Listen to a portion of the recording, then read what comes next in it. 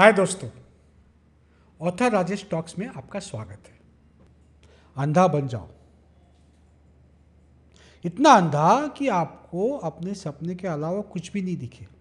सोते जागते उठते और कुछ भी नहीं दिखे।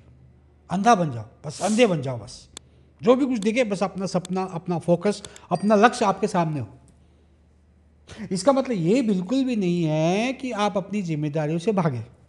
भाई, अपनी जिम्मेदारी पूरी करनी भी बहुत ज़रूरी है। घर का खर्च पानी, ये पानी, जो भी नौकरी पेशा काम धंधा जो भी आप कर रहे हैं, अपनी जिम्मेदारी को निभाएं। जो ज़रूरत है वो करें, वो पूरी करें। मेरा बोलने का मतलब ये नहीं है कि अपनी जिम्मेदारी से दूर भागें। नहीं, मेरा बोलने का बिल्कुल मतलब नहीं है। मेरा कहने का मतलब है अपनी जिम्मेदारी को निभाएं, जो ज़रूरत है उसे पूरा करें। लेकिन इसके अलावा घर की जिम्मेदारी, बाल बच्चों की जिम्मेदारी, माँ बाप की जिम्मेदारी, माँ बाप के प्रति जो आपका फ़र्ज़ है वो जिम्मेदारी, पत्नी बीवी बच्चे जो भी आपका फ़र्ज़ रहता है उसे निभाइए। उसे निभाते हुए आप अपने सपने को पूरा कीजिए। लोग कहेंगे ऐसा कैसे हो सकता है? बिल्कुल हो सकता है भाई, क्यों नहीं हो सकता है? Everything is possible. सब कुछ करते हुए भी ऐसा हो सकता है। मतलब अगर मैं कहूँ कि जाओ भाई हिमालय पे जाके तपस्या कर लो, ये कर लो, वो कर लो, हैं? भाई हिमालय पे जाओगे तो वहाँ तपस्या ही करनी पड़ेगी, क्योंकि आप कुछ वहाँ कुछ कर नहीं सकते हो दूसरा।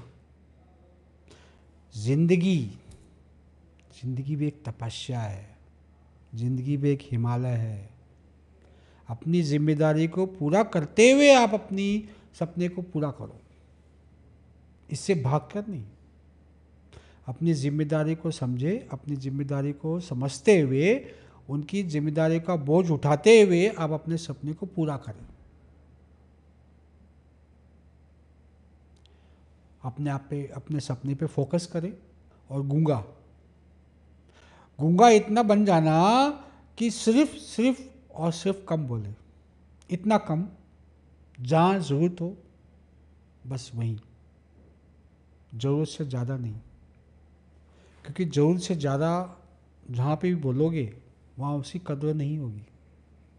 हाँ, जहाँ ज़रूरत हो वहाँ ज़रूर बोलना चाहिए, लेकिन जहाँ ज़रूरत ना हो वहाँ ज़्यादा बोलना हानिकारक होता है, नुकसानदायक होता है। कम बोले, अच्छा बोले, संतुलित बोले। और इसके लिए मैं धन्यवाद देना चाहता हूँ मेरे बचपन के दोस्त श्री राजेश टावरी साहब को। उन्होंने मुझे एक बार कहा था, तू राजेश बोलता है ठीक है, अच्छी बात बोलता है, लेकिन तू कम बोल। क्योंकि मैं फ्लो में बोल देता था, अपनी दिल की बात जो मन में आता था बोल देता था। मुझे लगता था कि जैसे मैं हूँ वैसे सामने वाला भी वैसे ही उसको लेगा। लेकिन उसने मुझे एहसास कराया कि राजेश तू राइटर है, तू ज़्यादा लिख और कम बोल। मेरे को बात इसकी जम गई, मतलब बात तो सही बोल रहा है, राइटर हूँ। मेरी लेखनी से मैं अपनी बात करूँगा लोगों के साथ, मैं अपनी ज़बान का इस्तेमाल कम करूँगा, मैं अपनी राइटिंग, अपनी लेखनी के जरिए लोगों तक पहुँचूँगा। तो उसको मैं धन्यवाद देना चाहता हूँ कि भाई तेरी वजह से मेरे में ये बदलाव आया है कि मैं कम बोलने लगा हूँ, संतुलित बोलने लगा हूँ। जहाँ मुझे ज़रूरत होती है मैं वहीं बोलता हूँ, जहाँ मुझे ज़रूरत नहीं होती मैं वहाँ नहीं बोलता हूँ। तो ये मेरे अंदर सुधार आया, मैंने अपने आप को सुधारा, मुझे बुरा नहीं लगा। कोई भी चीज़, अगर कोई भी कोई चीज़ को इंगित करता है कि ये गलत है, सही नहीं है, तो मुझे अच्छा लगता है कि मैं उसमें सुधार करूं, क्योंकि उसमें मेरा ही बेटरमेंट है, मेरा ही भला है उसमें। तो कोई भी ऐसे कोई कहे, आपका दोस्त यार, ये लोग ही बोल सकते हैं, क्योंकि जो जी हाँ करने वाले वो तो आप कभी कभी बोलेंगे नहीं। आपके यार दोस्त, आपके घर वाले, आपके आसपास जो आपको जानते हैं वही आपको बोलेंगे, भले ही कड़वी बात बोलेंगे लेकिन बोलेंगे। और अगर आपको लगता है कि आप गलत हो और इसमें सुधार की ज़रूरत है, तो आपको ज़रूर सुधार करना चाहिए। इसमें आपको बिल्कुल संकोच नहीं करना चाहिए तो इसके लिए मैं बहुत बहुत धन्यवाद देना चाहता हूँ राजेश टावरी साहब को, जिसकी वजह से ये मेरे अंदर सुधार आया। आप भी कम बोले, संतुलित बोले, अपनी लेखनी को मजबूत करें। और तीसरी बात, बहरा बन जाओ। इतना बहरा बन जाओ कि किसी की बात का असर पड़े ही नहीं। इधर से सुनो, इधर से निकाल दो, सुनो ही मत, सुनो ही मत। मतलब बहरा बन जाओ, क्या बोल रहा है क्या, क्योंकि आपको लोग सलाह देंगे, अरे भी तू ऐसा कर ले, वैसा कर ले, ये कर ले, ऐसा कर ले, ऐसा कर ले, वहाँ कर ले। लोग आपको तरह तरह की सलाह देंगे। अंत में होगा क्या, कोई भी चीज़ आप बनाओगे तो आप बोले उसने तो ऐसा बोला था, उसने तो ऐसा बोला था, बन जाएगी खिचड़ी। आपका तो कुछ इनपुट उसमें आया ही नहीं। आपने बोला था साहब, वो फलान साहब ने ऐसा बोला था, वो डिकांड साहब ने ऐसा बोला था, तो मैंने उनकी बातों पर बनाया। वो इन्होंने ऐसा बोला था, तो मेरी बात तो आई ही नहीं, वो तो खिचड़ी बन गई। लोग बोलेंगे अरे तूने खिचड़ी क्या बना दी। फिर लोग बोलेंगे मैंने तो ऐसा बोला था, लेकिन तेरे को देखना चाहिए था। तो लोग बोलेंगे, उनका काम है बोलना, बोलने दो उनको सलाह देने दो, सलाह देने दो, क्योंकि सलाह फ्री होती है ना। तो उनका काम है सलाह देना, आपका काम है सलाह लेना या न लेना। और मैं तो कहता हूँ सलाह लेना ही नहीं, ज़िंदगी में कभी सलाह मत लेना। क्यों?